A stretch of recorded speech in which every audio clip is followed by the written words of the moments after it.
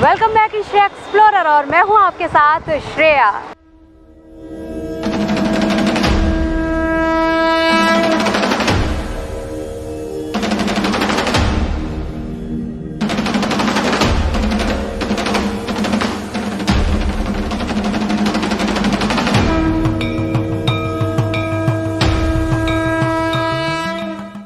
तो दोस्तों आज मैं पहुंच गई हूं हमारे शहर ग्वालियर के फूलबाग स्थित। देखिए यहाँ पीछे ये है फूलबाग और फूलबाग साथ ही मैं आपको दिखाऊंगी। यहाँ पर ये देखिए पीछे हमारे दिख रहा है फोर्ट, थोड़ा थोड़ा दिख रहा होगा आपको क्योंकि धूप अभी सन इधर से ही है, तो बिल्कुल जस्ट थोड़ी देर बाद ही छिप जाएगा किले के पीछे जाकर और फिर ये किला बिल्कुल साफ साफ दिखने लगेगा। लेकिन इस किले के बिल्कुल पास में ही बना हुआ है मार्कंडेश्वर महादेव का मंदिर। ये देखिए ये है महादेव का मंदिर और बड़ी विशेषता है इस मंदिर की आपको बता दूं क्योंकि मध्य प्रदेश का ये इकलौता ऐसा मंदिर है जहां यमराज विराजित है और उनका यहाँ पूजन होता है महादेव के साथ, मार्कंडेश्वर के साथ में।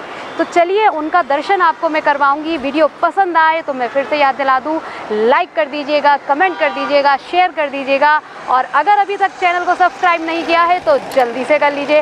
बेल आइकन के बटन को भी टैप कीजिएगा क्योंकि आगे भी ऐसी वीडियोज़ आएंगी वो मिस ना हो जाए। चलिए फिलहाल अभी टाइम वेस्ट बिल्कुल नहीं करेंगे क्योंकि चल रही है भंडारे की तैयारियाँ और महादेव का पूजन करने के लिए आने वाले भक्तों से भी बात करेंगे, पंडित जी से भी बात करेंगे, बहुत सारी बातें जाननी है। Let's come with me and explore with Shreya.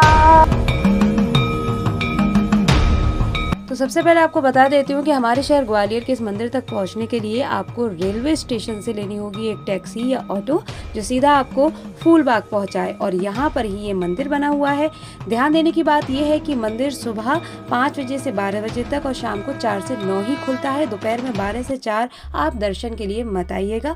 फिलहाल मैं तो 4 बजे के बाद ही आई थी, तो आइए अब आपको दिखाती हूँ कि अंदर क्या क्या तैयारियाँ चल रही हैं। तो ये देखिए जैसे ही मैं मंदिर के अंदर आई हूँ, महादेव तो मुझे दर्शन देने के लिए मंदिर के अंदर बैठे हुए हैं तो मुझे अंदर जाना पड़ेगा। लेकिन उससे पहले यहाँ देखिए ये महादेव के बहुत सारे भक्त बैठे हुए हैं, सेवादार हैं जो उनकी सेवा में निमित्त होकर यहाँ पर भंडारा बना रहे हैं। भंडारा प्रसादी बन रहा है यहाँ पर क्योंकि विशेष तौर से सोमवार के दिन यहाँ पर भंडारा होता है। क्यों होता है ये हम आपको आगे बताएंगे वीडियो में, लेकिन फिलहाल अभी आपको दिखा दें कि यहाँ पर देखिए एकदम बढ़िया बढ़िया पूरियाँ सिक रही हैं, सब्जी तैयार हो चुकी है और जो सारे यहाँ पर भक्त हैं महादेव के वो पूरी लगन के साथ महादेव का स्वादिष्ट भंडारा तैयार कर रहे हैं। जैसे कि यहाँ पर आपने देखा अभी कि पूड़ियाँ सिक रही हैं और प्रसाद लगभग बन चुका है। इनसे बात करेंगे, थोड़ा जानेंगे। और ये सभी ये टीम एक ही मतलब यही आती है हर बार या अलग अलग आते हैं? यही टीम है, यही टीम आती है पूरी की पूरी।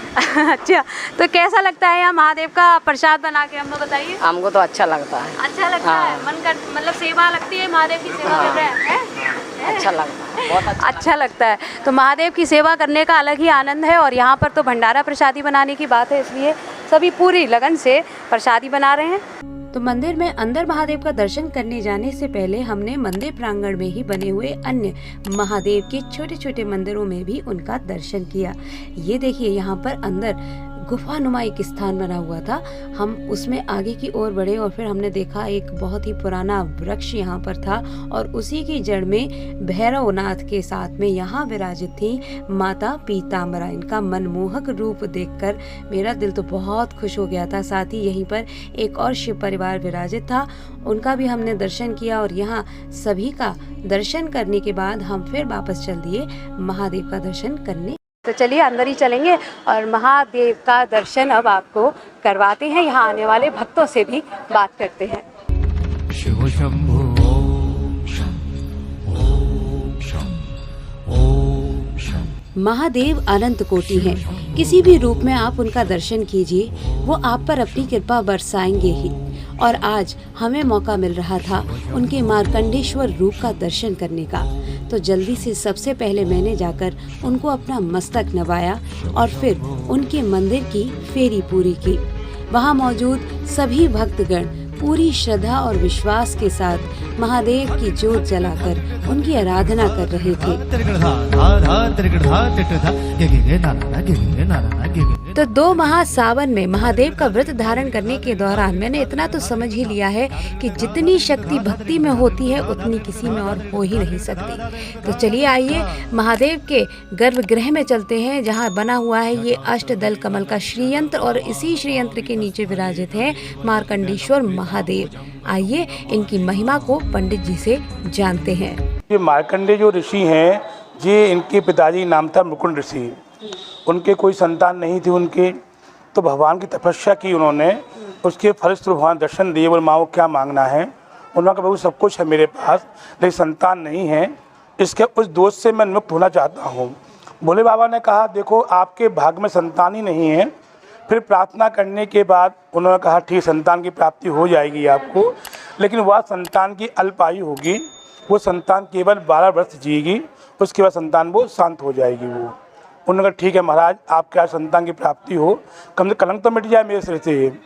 तो वो अपने घर गए, भोले बाबा की कृपा से उनकी पत्नी गर्भवती हुई और उनके 10 से 90 महीने जन्म हुआ। इसका नाम रखा मार्कंडेय।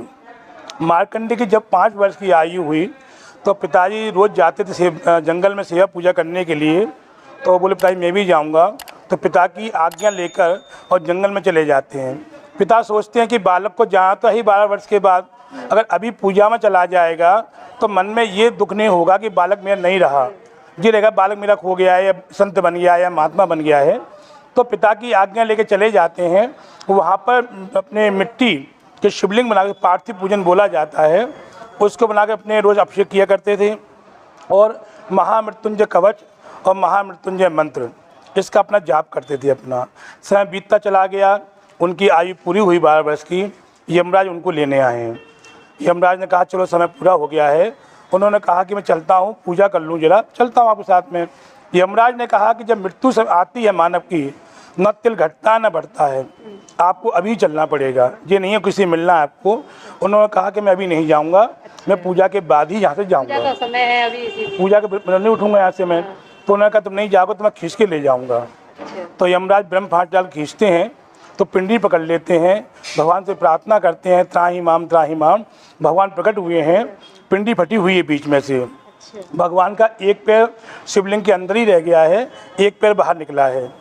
जिस प्रकार से कोई माँ होती है, माँ का बच्चा गिर जाता है, चोट लग जाती है, तो माँ इतनी व्याकुल हो जाती है, वो अपनी अवस्था भूल जाती है, मैं कैसे बैठी हूँ, बालक को उठाने भगने लगती है। वो उस भगवान जब देखा भक्त पर संकट आ रहा है, भगवान इतने व्याकुल हो गए, शिवलिंग को वहीं से प्रकट हुए और त्रिशूल लेकर इनको दंडित किया यमराज को, और मार्कंडेय को चिरंजीव कर दिया गया है।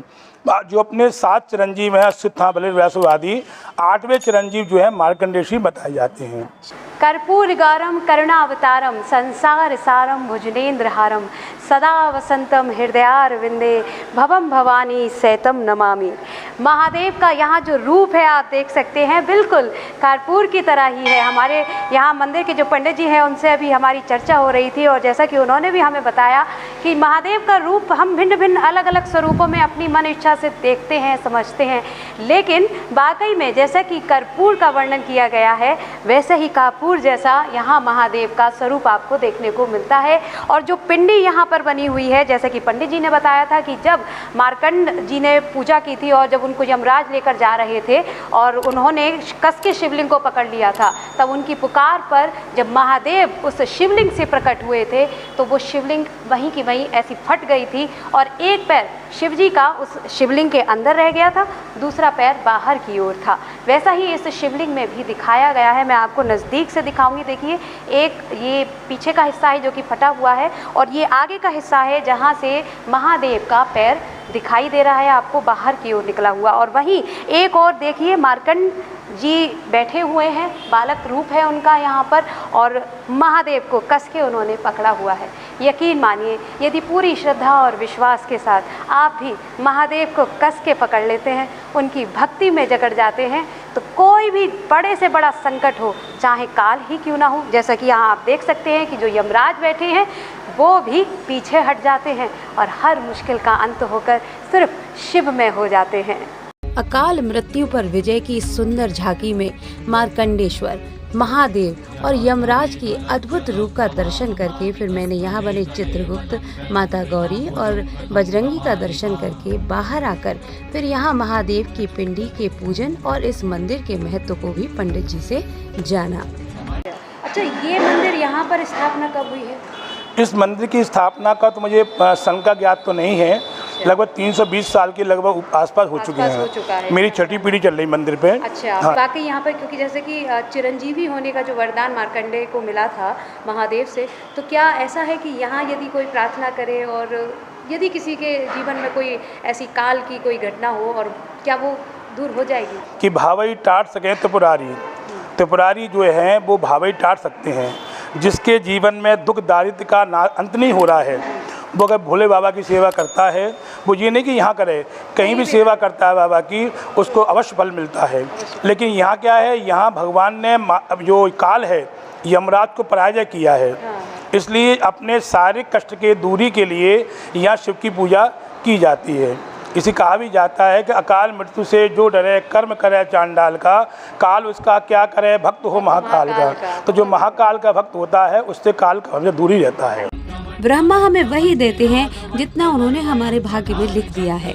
भगवान विष्णु हमें हमारे भाग्य से भी ज्यादा दे देते हैं, लेकिन महादेव हमें वह भी दे देते हैं जो हमारे भाग्य में हो ही नहीं सकता। अकाल पर भी विजय दिला देती है महादेव की भक्ति। थाटीपुर से आते हैं हम लोग। थाटीपुर से यहाँ दर्शन करने? और क्या। हाँ। क्या बात है, फिर तो मतलब विशेष लगाव है महादेव के महादेव। हाँ, और क्या, अब अपनी अपनी महिमा है महादेव जी की अपनी। महादेव की उपासना कब से कर रहे हो ये तो मुझे पता नहीं है, बचपन से हूँ। मेरे इष्ट देव यही है, मेरा गुरु है। लोग गुरु बनाते हैं किसी को, लेकिन मैंने तो अपने को भोलेनाथ को ही अपना गुरु बनाया है। हाँ, काफ़ी व्रत सब करें, बहुत आस्था बहुत श्रद्धा है मेरे को इनके साथ। और यहाँ भी हम लोगों ने अभी 10-15 साल पहले महामृत्युंजय का जाप करवाया था पूरा विधि विधान के अनुसार, और उसके बाद भी लगातार आते रहे। ऐसे कुछ मतलब है कि जैसे चुंबक की तरह आते हैं ना, ऐसे महादेव बुला लेते हैं हमको यहाँ पर। भक्त हैं जो आपको देख रहे हैं, उनको कैसे मिले भोले की कृपा, क्या कहेंगे आप? उनको भी ऐसे ही करना है, मन में श्रद्धा रखनी चाहिए। विश्वास और श्रद्धा बहुत बड़ी चीज़ है। हाँ, अगर विश्वास है, श्रद्धा है, तो भोले बाबा अपने आप ही बुला लेंगे। यहाँ आकर बहुत मन को शांति मिलती है, अपना सारी दुख पीड़ा सब कुछ भूल जाते हैं और हिम्मत मिलती है और आगे काम करने के लिए, और महादेव में अटूट विश्वास है। अब भगवान मन कर जाता, जब ही आप बुला लेते हैं तभी आ जाती। बहुत कृपा बनाते हैं, वो कष्टों को हरते, मेरे पापों को हरते। हम भी काफ़ी लंबे समय से यहाँ पर दर्शन करने आते हैं। शिवरात्रि हो या सावन के सोमवार हैं, इसमें हम और काफ़ी सारे भक्त और श्रद्धालु यहाँ पर दर्शन करने के लिए आते हैं और अपनी मनोकामनाएं यहाँ पर मांगते हैं। जो इच्छा करो मन माई, राम कृपा कछ दुर्लभ नाई। इच्छाएं पूरी करते हैं महाराज, लेकिन आओ सच्चे दरबार से, सच्चे मन से आइए, आपका भला करेंगे। मोए कपट सर चित्र बाबा, सो जन निर्मल सोई पावा। कपट छोड़ के आइए उनके चरणों में, देखिए कैसा आनंद आता है। वो तो मैंने आज 40 साल हो गया बेटा, 40 साल से प्रभु के दर्शन चरणों में पड़ा हूँ। तो सुना आपने महादेव के भक्तों की भक्ति को। ऐसे ही भक्तों के द्वारा यहाँ मंदिर में हर महीने के आखिरी सोमवार को महाभंडारा प्रसादी वितरण किया जाता है। तो हमने भी महादेव के इस प्रसाद को पाया और पंडित जी के आशीर्वाद को पाकर फिर महादेव के महामृत्युंजय मंत्र का जाप किया, उनसे सभी की मंगल कामना की और फिर महादेव से अब अपने घर वापस जाने की अनुमति भी मांग ली। तो आज आपने दर्शन किए मार्कंडेश्वर महादेव के, कैसा लगा उनका रूप? है ना एकदम लुभावना सा, मन भावन सा। तो अगर आपको महादेव का ये रूप पसंद आया है तो जल्दी से मुझे कमेंट करके बता दीजिए। अगर अच्छा लगा है वीडियो तो लाइक कर दीजिए, ज़्यादा से ज़्यादा ऐसे अपने परिवारजनों और दोस्तों के साथ शेयर कर दीजिए ताकि सभी मार्कंडेश्वर महादेव का दर्शन कर सके। तो सभी को महादेव का आशीर्वाद मिले, ऐसी कामना के साथ ये सफ़र यूं ही जारी रहे। उसके लिए अगर अभी तक आपने चैनल को सब्सक्राइब नहीं किया है तो जल्दी से कर लीजिए, बेल आइकन के बटन को टैप कर लीजिए। तो फिलहाल अभी जाऊंगी, फिर एक नए सफ़र पर शिव शक्ति के आशीर्वाद के साथ मुलाकात करने आपसे जल्द लौटूंगी। तब तक के लिए आप सभी खुश रहिए, मस्त रहिए और मिलकर बोलिए हर हर महादेव।